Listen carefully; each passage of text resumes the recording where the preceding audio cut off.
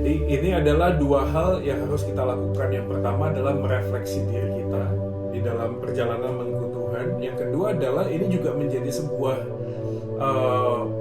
dasar untuk kita nanti memahami orang yang akan kita muridkan, saudara sekalian.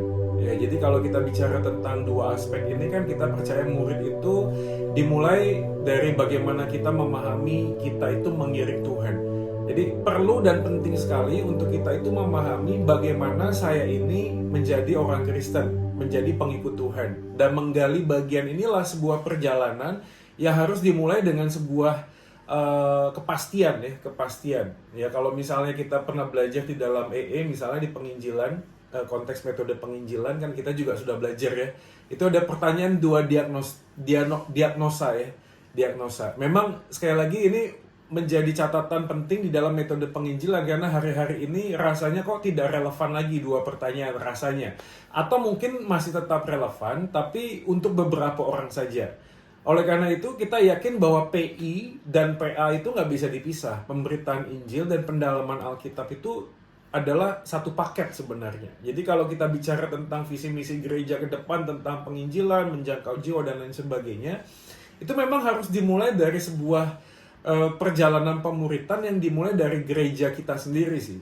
Ya, jadi kalau kita mau coba gambarkan ini adalah bagaimana kita di dalam gereja itu mempunyai sebuah keutuhan tentang apa itu discipleship, apa itu pemuritan yang sesuai dengan konteks gereja masing-masing tentunya. Ya, jadi yang kita akan pelajari adalah hal-hal yang sifatnya itu prinsip, tetapi nanti akan masuk di dalam sebuah konteks gereja yang masing-masing mempunyai ciri khas. Jadi minggu lalu kita udah belajar tentang bagaimana kita tahu apa yang kita tahu ini ya, bagaimana kita bisa mengenal tentang kekristenan, dan ini ada quotation-nya. Ya, lalu sudut pandang dunia yang kita juga menjadi PR besar kita tentunya kepada orang-orang yang sudah percaya dahulu, karena gimana pun juga pemuritan itu dimulai dari orang yang sudah percaya kepada Yesus sebagai Tuhan dan Juru Selamat, lalu menghidupi Injil itu, lalu kemudian dalam perjalanannya sudut pandang dunia yang dulu dia percaya itu mengalami sebuah proses. Kan jadi poin pentingnya gini, ada banyak orang Kristen yang setelah jadi pengikut Kristus itu cara pandang hidupnya itu terjadi kotak-kotak ya. Terjadi orang tuh hanya berpikir tentang Kristus itu dalam waktu dan tempat tertentu.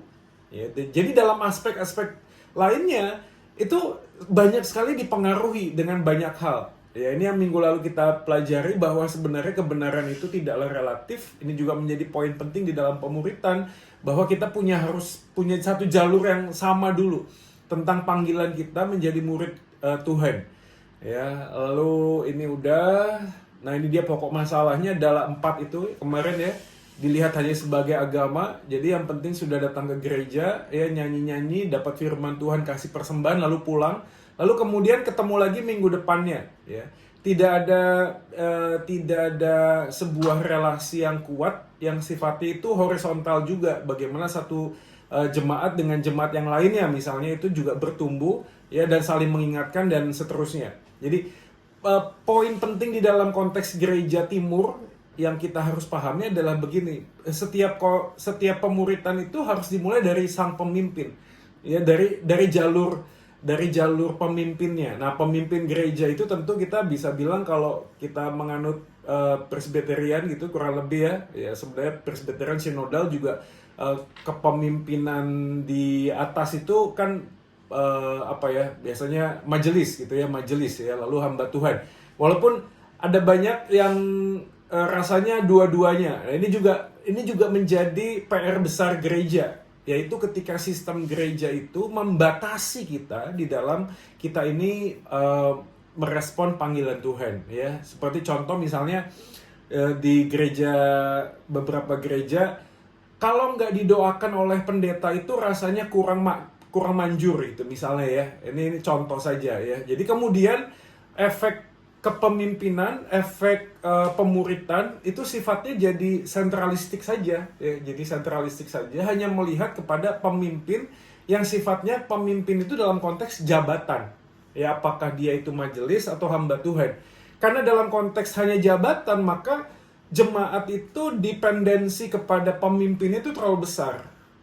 Ya, jadi ini juga cara pandang dunia sebenarnya menurut saya. Yang kemudian melihat bahwa setiap jemaat itu kuasanya lebih kecil ketimbang kuasanya pendeta. Ya, apalagi kalau kita udah bilang pendeta yang misalnya kalau doa itu suaranya ya, kalimat-kalimatnya itu luar biasa ya. Allah pencipta langit dan bumi, ya, pencipta semesta ini. Wah, suaranya aja udah membuat rasanya tuh kuasanya udah bekerja gitu ya. Tapi kalau didoakan sama jemaat, didoakan sama tetangga, didoakan sama ya mungkin didoakan sama anaknya, ya doanya juga sederhana, kok rasanya kurang ngejos. Nah, ini juga sudut pandang dunia. Karena apa? Karena itu tadi dilihat ya sebagai sebuah agama. Jadi hanya beberapa tokoh saja yang menjadi pionirnya, yang menjadi tokoh pentingnya, menjadi tokoh sentralnya. Padahal kalau kita melihat ke dalam Alkitab, setiap orang yang percaya kepada Yesus diberikan kuasa yang sama, ya sebagai anak-anak Allah diberikan kuasa yang sama.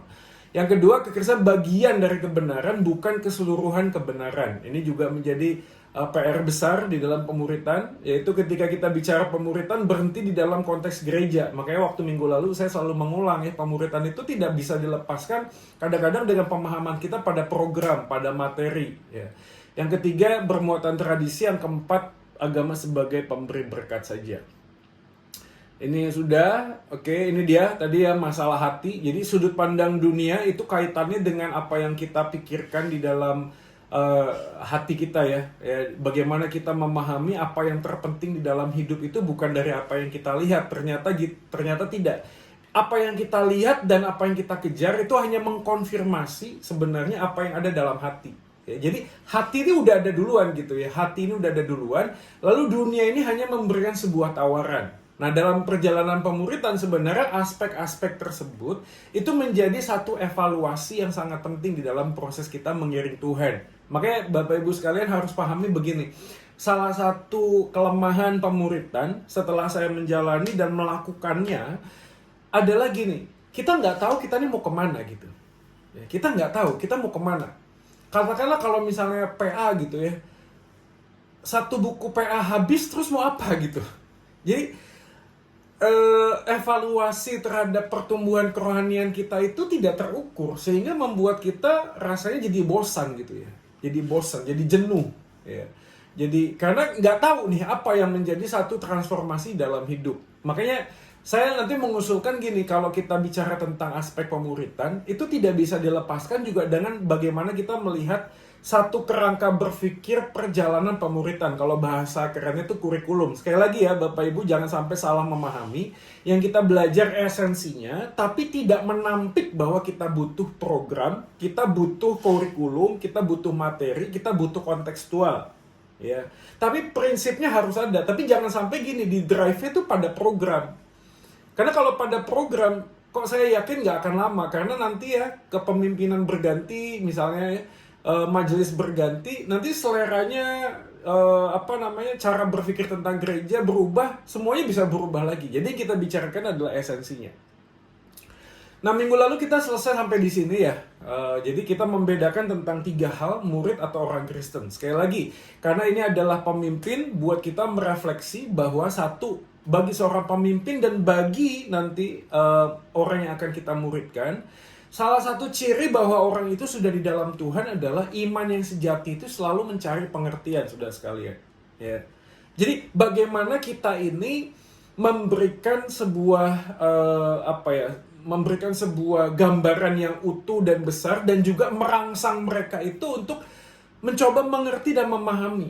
Nah, kenapa orang itu tidak mempunyai sebuah kerinduan untuk melihat bahwa imannya itu adalah iman yang benar gitu ya. Kenapa? Karena salah satunya aspeknya gini, ada banyak orang yang merasa bahwa firman Tuhan, teologi itu tidak relevan terhadap kehidupan saya. Ya, tidak relevan, tidak ada hubungannya. Oleh karena itu kan di bilangan riset dan di Barna Group sebuah survei yang mengatakan bahwa ada banyak anak pemuda yang meninggalkan gereja. Kenapa meninggalkan gereja? Karena bagi mereka nggak relevan lagi gitu loh. Ya, nggak ada hubungannya. Ya, dari khotbah-khotbahnya, dari pemahaman Alkitabnya, hanya bicara tentang sebuah teori, hanya bicara tentang sebuah kehidupan yang di surga, ya, kehidupan yang sangat sempurna, tapi nggak relevan dengan kehidupan saya. Yang kedua adalah Christian worldview tadi, is to see the world ya, untuk melihat dunia. Jadi bukan hanya kita memahami kebenaran firman Tuhan, tapi bagaimana kebenaran firman Tuhan itu menjadi filter, menjadi kacamata kita melihat segala sesuatu. Ya, yang ketiga adalah Christian hedonism, yaitu gimana kita ini memaknai sebuah agama semata-mata karena apa yang menjadi kebutuhan saya. Sehingga apa yang saya cari, apa yang saya kejar adalah hedonisme. Hedonisme itu banyak ya, bukan cuma tentang ngomong harta dan lain sebagainya. Kayak tadi itu tadi yang saya awali di depan tadi, ada satu dorongan yang kuat di dalam hati. Nah, hari ini kita akan coba masuk di dalam bagian ini. Oleh karena itu, saudara sekalian, konteks dalam pemuritan itu menjadi sangat penting sekali karena paling tidak ada 5 hal yang harus menjadi highlights di dalam proses kita melakukan proses pemuritan. Yaitu bagaimana kita ini mengenal Allah. Ya, dan sekali lagi, proses dalam mengenal Allah ini berkaitan erat dengan banyak aspek lainnya. Apa itu aspeknya? Satu, aspek tentang kehidupan setelah kematian. Ya. Karena berkaitan sama kehidupan setelah kematian, maka pengenalan kita akan Allah akan sangat berdampak di dalam kehidupan kita di saat ini. Jadi bukan hanya bicara tentang nanti mati, pergi kemana, dan sebuah kepastian, tetapi juga bagaimana kepastian itu memberikan sebuah gambaran yang jelas di dalam kehidupan kita hari ini. Ya, contoh soal seperti ini. Orang yang tidak pernah punya keyakinan atau mempunyai pemahaman tentang kehidupan setelah kematian itu tidak sesuai dengan firman Tuhan, pasti akan mempengaruhi cara dia menjalani kehidupan di dunia ini. Ya. Misalnya contoh, kalau ada orang yang paham bahwa hidup setelah kematian itu ada dan kehidupan setelah kematian itu penting, maka semua aspek di dalam kehidupan di dunia ini akan dibawa ya untuk melihat dan memberikan dampak terhadap kekekalan. Karena dia tahu, dia sadar bahwa dia datang telanjang, dia pulang akan telanjang. Maka ada satu nilai tertentu yang sebenarnya Tuhan inginkan untuk dilakukan di dalam proses perjalanan hidup di dunia yang sementara ini. Nah, oleh karena itu, proses pemuritan ini menjadi penting karena setiap waktu, setiap jam, kita seringkali lupa bahwa esensi kehidupan kita di dunia yang sementara ini adalah memberikan nilai terhadap hidup di dalam kekekalan. Jadi, masalah kita ini bukanlah kita tidak tahu, saudara sekalian. Bukan tidak tahu. Tapi kita seringkali shifting, seringkali itu berbalik jalan. Ya. Pada waktu sudah menghadapi pekerjaan, menghadapi tentang profit, menghadapi tentang perjalanan kita di dalam keluarga misalnya, kita tidak mudah untuk membawa semua keputusan yang kita ambil ini dengan nilai-nilai yang punya nilai kekal. Oleh karena itu, pentingnya mengenal Allah itu juga akan memberikan dampak pada etika dan moralitas alias motivasi dalam perbuatan baik. Ya, motivasi dalam perbuatan baik. Ya, ini juga menjadi penting karena ada banyak orang Kristen juga yang masih sampai dengan saat ini masih merasa bahwa perbuatan baiknya itu memberikan sebuah dampak terhadap kehidupannya setelah kematian kelak. Atau paling tidak, kita bicara tentang perbuatan baik itu adalah sebuah nilai yang bisa diukur di dalam sudut pandang manusia, sehingga kita bisa merasa bahwa kalau saya baik, saya ini lebih baik dari orang lain. Kita menempatkan diri kita itu lebih baik dari orang lain. Pada waktu kita bicara tentang hidup yang lebih baik dari orang lain, pada saat itulah sebenarnya motivasi perbuatan baik kita itu menjadi jahat. Jadi begini, kebaikan yang dilakukan dengan orientasi diri sendiri adalah sebuah kejahatan. Kebaikan yang dilakukan dengan orientasi demi untuk kepentingan diri sendiri itu adalah sebuah kejahatan. Makanya sangat penting sekali untuk memaknai perbuatan itu tidak hanya dengan tindakan yang nampak, tidak hanya dengan perbuatan yang kelihatan. Jadi gereja itu juga harus mulai berpikir bahwa yang utama di dalam sebuah perjalanan mengikut Tuhan itu bukanlah apa yang aku bisa lakukan bagi Tuhan, tapi bagaimana saya sendiri itu di hadapan Tuhan. Who we are is more important than what we can do before God. Siapa saya itu jauh lebih penting daripada apa yang kulakukan untuk Tuhan. Makanya nilai ketaatan itu jauh lebih penting daripada persembahan, saudara sekalian. Ya, jadi jangan sampai ini menjadi rancu. Karena kalau kita berpikir tentang motivasi perbuatan baik ini, itu bisa banyak variabel yang kemudian nanti bisa membuat proses pemuritan ini menjadi lemah. Karena pada waktu kita ngomong tentang pemuritan, ini jalan sepi, saudara sekalian. Ini jalan sepi, sungguh. Ya, saya mau bicara apa adanya. Ya, beberapa hamba Tuhan mungkin tidak terlalu suka menjadi pemimpin cell group yang isinya hanya 5 atau 10 orang.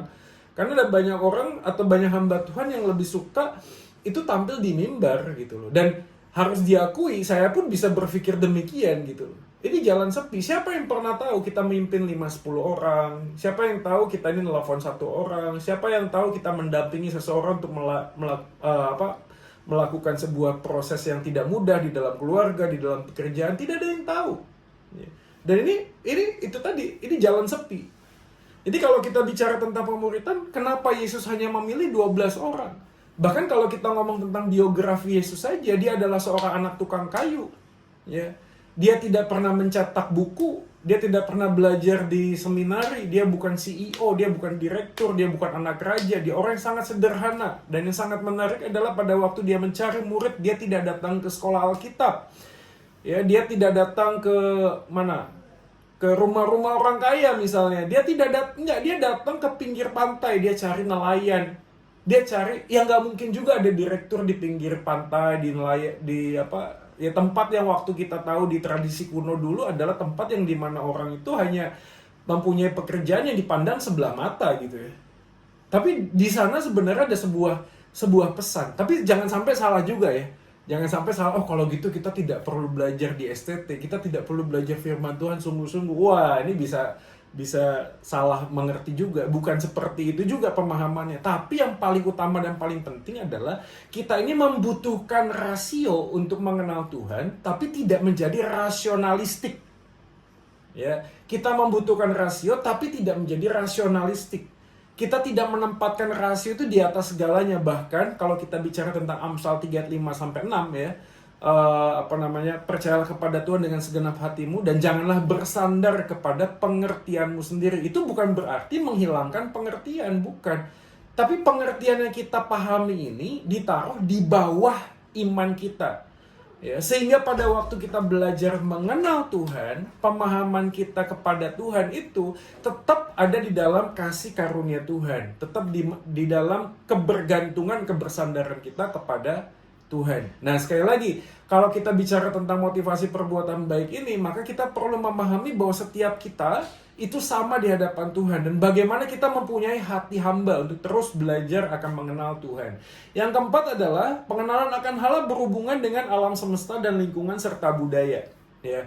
Ini menjadi penting juga karena proses pemuritan itu sekali lagi jangan dibuat kotak-kotak, saudara sekalian.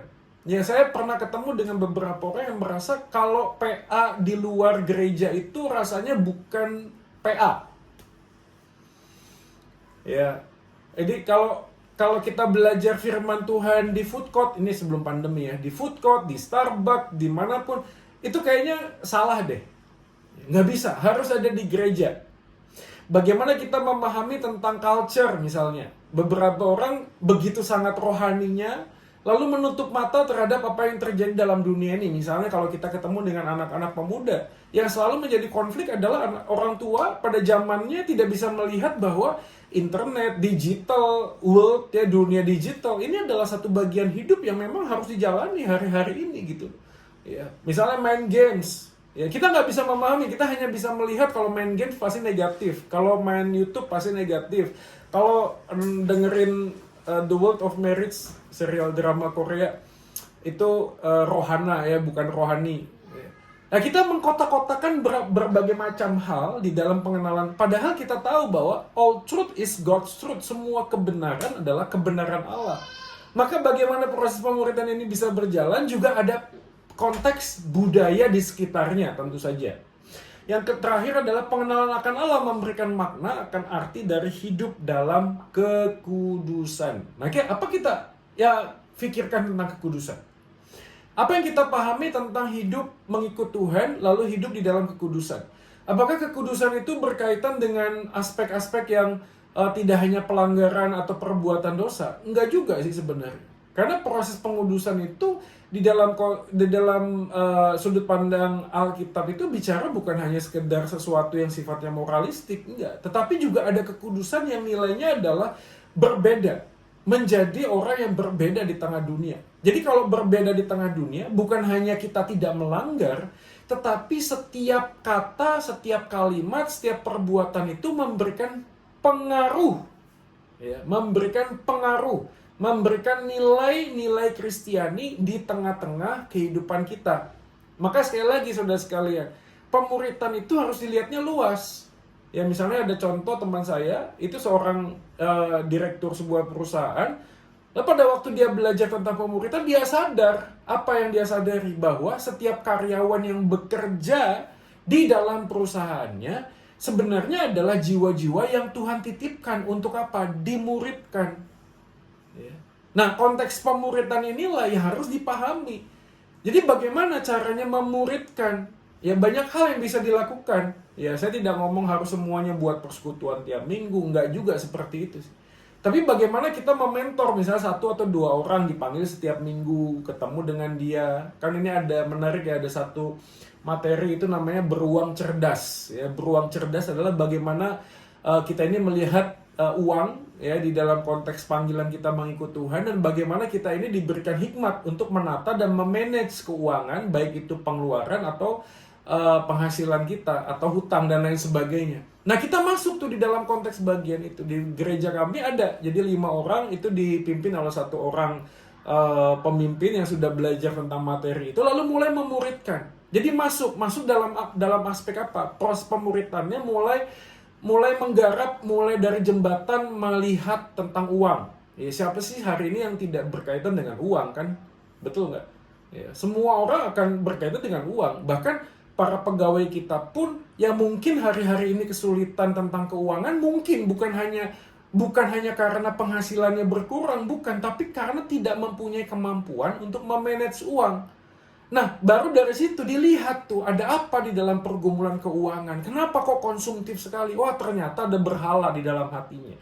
Ternyata apa yang menjadi pemahaman dia tentang uang adalah menjadi nilai diri dia, sehingga dia selalu berani untuk ngutang, ya, berani ngambil cicilan tanpa agunan demi hanya untuk terlihat oleh orang lain itu punya gitu ya, misalnya, atau dengan saudaranya, atau mungkin di dalam konteks suami istri ya. Dari dulu sampai sekarang ada tuh pepatah, ada uang abang disayang, nggak ada uang abang ditendang misalnya ya. Lalu kemudian sang suami merasa harus terus memenuhi kebutuhan istrinya, which is itu good. Itu adalah sesuatu yang bagus. Tetapi istri juga harus melihat dan memahami bagaimana situasi yang sulit ini. Sehingga kesulitan kita pada waktu di dalam pandemi yang berkaitan dengan ekonomi adalah bagaimana kita mulai bisa beradaptasi dengan gaya hidup kan gitu. Misalnya ya, gaya hidup. Dan itu tidak mudah kan itu kan. Ya, bagaimana biasanya itu bisa makan di restoran seminggu sekali atau seminggu 3 kali, sekarang nggak lagi, harus masak sendiri ya apa adanya. Atau mungkin ada beberapa orang yang harus menjual mobilnya lalu kemudian naik sepeda motor. Ini bicara tentang apa? Bicara tentang lifestyle, tentang gaya hidup. Nah, di dalam konteks itulah sebenarnya proses pemuritan itu akan sangat relevan, akan sangat memberi dampak.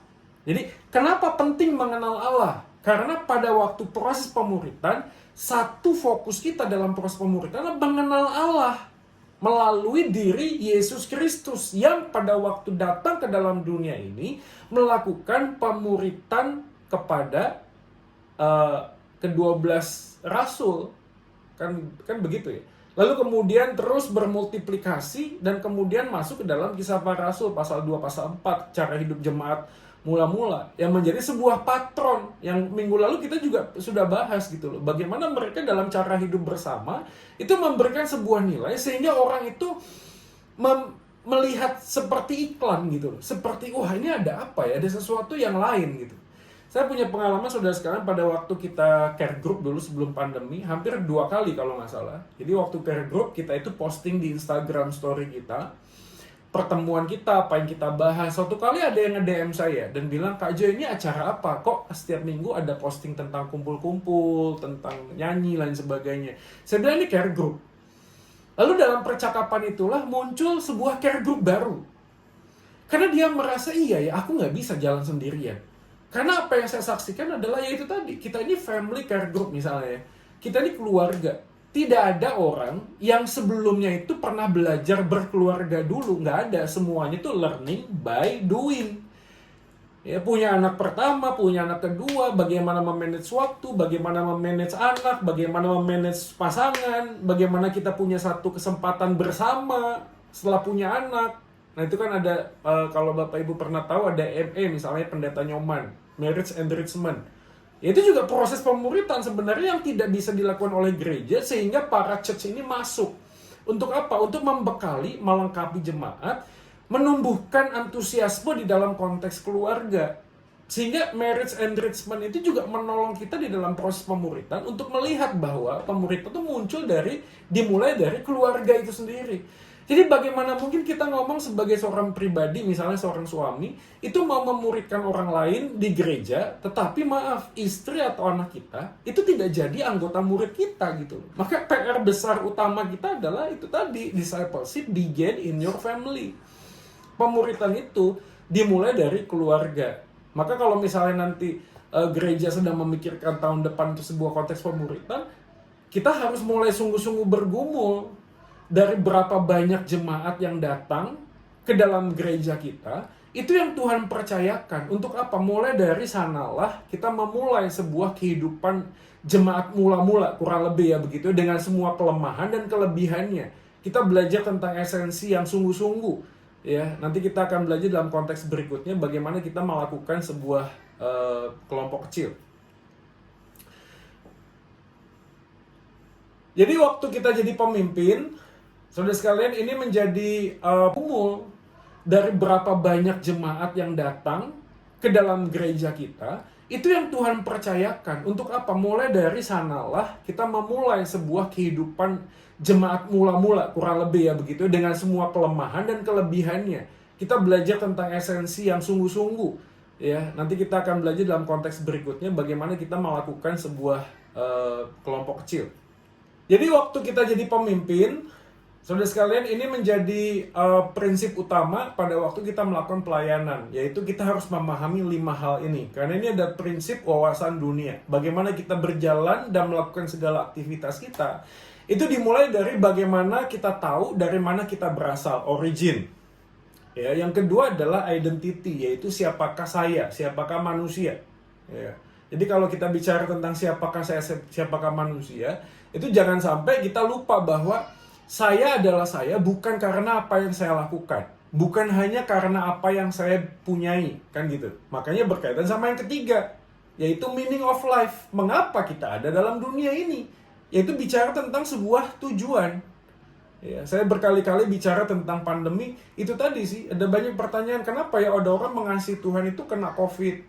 Ada orang yang nggak mengasihi Tuhan nggak kena COVID? Buat saya ini bukan masalah kena nggak kenanya. Yang penting adalah apakah tujuan kita di dalam dunia itu ketahuan gitu loh, tahu gitu loh. Karena pada waktu orang kena COVID dan meninggal dunia sekalipun, kalau memang itu adalah tujuan Tuhan di dalam kehidupan dia, yaitu untuk memuliakan dia, memuliakan Tuhan, ya kita tidak bisa protes dong. Ini kan sama kisah Lazarus misalnya kan. Maria dan Marta berkisah kepada Yesus dan bertanya, Tuhan, saudaraku ini sakit. Lalu apa yang dilakukan oleh Tuhan Yesus? Dia menunda untuk datang ke sana. Dia menunda. Sehingga pada waktu ketemu dengan Maria dan Marta, kita ingat kan respon dia apa kepada Tuhan Yesus? Dia ngomong gini, sekiranya Tuhan kau datang lebih cepat, mungkin saudaraku tidak akan mati. Jadi pertanyaan yang merepresentasikan kehidupan kita, yaitu kita bertanya adalah seandainya Tuhan engkau bisa lebih cepat, seandainya engkau bisa lebih ini, engkau lebih ini. Seakan-akan kita berbicara tentang tujuan hidup manusia itu adalah tentang apa yang saya inginkan, apa yang saya ingin lakukan, apa yang saya rindukan, apa yang saya, bukan apa yang Tuhan inginkan. Selama kita nggak berbicara tentang apa yang Tuhan inginkan, maka omong kosong ada sebuah proses pemuritan gitu loh. Karena setiap orang akan punya satu selera, setiap orang pasti punya satu standar gini loh harusnya, gini loh harusnya. Oke, masing-masing punya masukan, that's fine, that's okay gitu loh. Kita bisa menampung. Tetapi yang terutama dari segala hal yang kita semua pikirkan, itu adalah bagaimana kita ini mengerti tujuan hidup kita ini apa. Ya, jadi berapa banyak juga yang kemudian gara-gara ngomongin tentang pemuritan malah jadi bubar jalan. Dan kalau mau ditanya dan mau digali lebih dalam, apa yang dibicarakan, ya hal-hal yang masalahnya tidak prinsip gitu loh.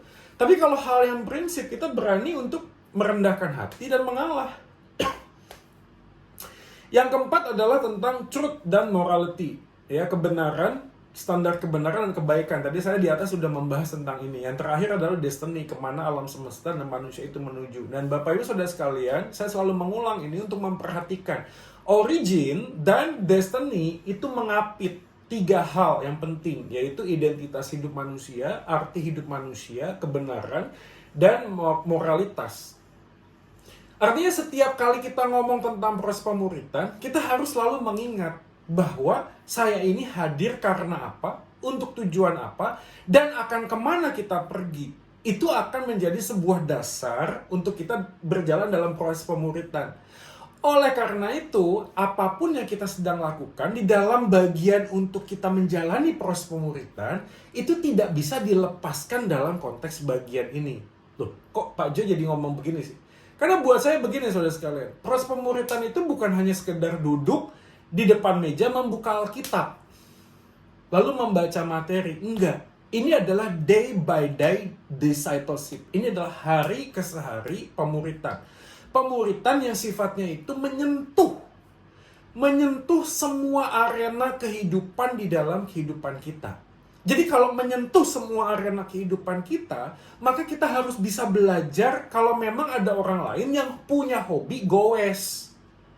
Karena hobi goes itu, kita masuk di dalam sebuah penerimaan terhadap apa yang menjadi kerinduan dia, apa yang menjadi kesenangan dia, dan juga apa yang menjadi kesenangan saya. Menjadi sebuah jembatan. Nggak akan pernah bisa dipungkiri, itu pasti akan masuk di dalam konteks pemuritan, saudara sekalian. Jadi jangan sampai itu merasa, ya sudah, yang bagian-bagian itu bukan pemuritan. Enggak. Ya. Jadi, beberapa kali di gereja, kalau saya melihat konteks pemuritan yang saya lakukan dengan anak pemuda, nonton bioskop dulu. Ya, nonton bioskop, barengan nonton bioskop. Pernah ada yang komplain, ada juga gitu loh. Masa pemuritan seperti itu aja? Karena Anda tidak tahu. Ya, pada waktu kita nonton bioskop, ada satu teman ngajak teman yang lainnya. Penerimaan kita terhadap kehadiran dia, itu menjadi sebuah jembatan masuk. Karena setiap kali kita nonton bioskop, apa yang kita lakukan? Kita makan bareng. Dan saya yakin bahwa makan bareng itu biblikal ya, alkitabiah. Karena Yesus setiap kali pelayanan juga ada konteks bicara tentang makan-makannya juga gitu loh ya. Ya ini kan sudah cocok ya. Nah pada waktu makan-makan mulai ada perkenalan kan. Dan yang menariknya adalah ada banyak anak muda yang lebih bisa menerima keberadaan diri kita. Itu bukan di gereja. Bukan di gereja. Bisa menerima keberadaan diri kita, bisa menerima kita, bukan di dalam gereja, tetapi justru di dalam konteks-konteks kehidupan sehari-hari. Dan konteks kehidupan sehari-hari inilah yang sebenarnya yang sebenarnya terlewatkan. Ini, jadi memulai proses pemuritan dengan memahami Efesus pasal 2 ini penting sekali. Karena pada waktu kita bicara tentang sebab karena kasih karunia kamu diselamatkan oleh iman. Itu bukan hasil usahamu. Itu pemberian Allah. Tak ada satu orang pun yang bisa memegahkan dirinya. Nah pada waktu kita ngomong tentang buatan Allah, kita diciptakan di dalam Kristus. Berarti kita memahami ordo tadi itu. Ordo apa itu tadi? Bahwa saya ada karena Tuhan. Karena saya ada karena Tuhan, maka tujuan saya adalah mengembalikan segala sesuatu yang saya punya kepada Tuhan. Jadi pada waktu melakukan pemahaman saya adalah diciptakan oleh Tuhan, saya punya tujuan untuk memuliakan nama Tuhan, that is discipleship. Itulah pemuritan. Nah pada waktu kita menjalani tujuan kita untuk memuliakan Tuhan itu, maka sumber utama, fokus utama kita ada di dalam Kristus. Maka kalimat Efesus pasal 2 ayat 10 itu bagus setelah kamu diselamatkan. Karena kamu ini buatan Allah, diciptakan dalam Kristus Yesus untuk melakukan perbuatan baik. Maka kata perbuatan baik itu menunjuk kepada God's will, kehendak Tuhan. Matius 7:21, Yohanes 4 ayat 34. Dan dikatakan diciptakan sebelum. Maka God prepared beforehand, didesain di dalam nature Adam dan Hawa mula-mula. Jadi demikianlah kita sebagai manusia yang ditebus oleh Kristus, yang sudah mati menebus dosa kita, menjadi seorang pribadi yang punya relasi yang begitu intim dengan Tuhan Allah, tetapi juga Adam dan Hawa itu transparan. Ya, dalam bahasa pemuritannya adalah otentik. Otentik itu menjadi apa adanya saya di hadapan Tuhan. Bukan sekedar ngomong tentang ngumbar dosa ya, ini bukan ngumbar dosa terus ngaku saya pernah melakukan ini, saya pernah melakukan itu, enggak.